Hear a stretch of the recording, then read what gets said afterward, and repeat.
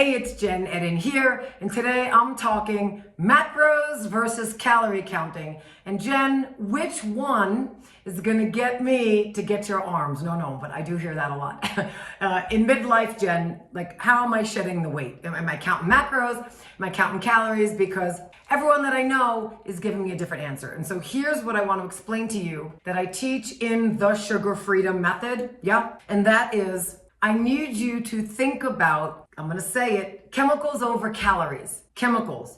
You see, because you can have a 90 calorie bar that is filled with sugar alcohols, chemicals, natural flavors. I've seen sucralose jammed in these 90 calorie bars. But if you go by macros for that bar, there's very little fat, there's very little protein, okay? There's very little carbohydrates, and most of it is sugar alcohols, which affect your metabolism. And so what I would like you to do is start going by macros, right? How much fat is in that meal that you're having? How much protein is in that meal that you're having? Because the protein, fat, and carbohydrate count, from what I have discovered over the last 20 years, yes, as a sugar addiction expert, doing weight loss for midlife women, what I have found is that when we get the proper ratio for you with protein, fat, and carbohydrates versus 90 calories of God knows what,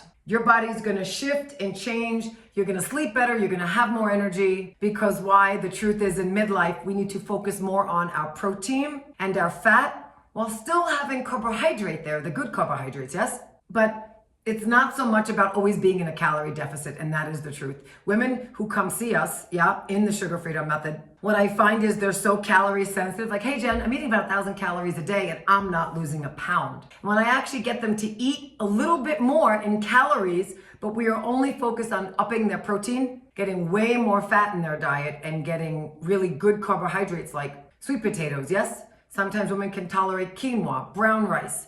I happen to love amaranth, yeah? And some of these sprouted grain breads. When we can start doing these things, your body will shift. So if that's you, get calories out of your mind, get macros into your brain, and let's start becoming some fat burning.